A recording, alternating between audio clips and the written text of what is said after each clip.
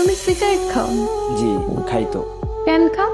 কেন খাই সেটা তো মুখে বলে প্রকাশ করতে পারবো না, তবে আমার একটা নির্ঘুম রাত যদি আপনার হাতে তুলে দিতে পারতাম তাহলে হয়তো আপনি বুঝতেন কেন আমি সিগারেট খাই।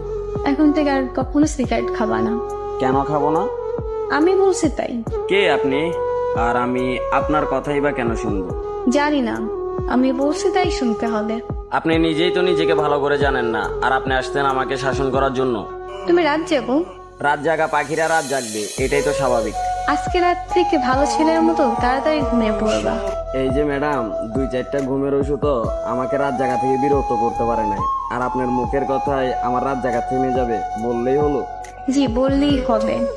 মুখের ওপর কথা বলবা, একদম মেরে সোজা বানিয়ে ফেলবো।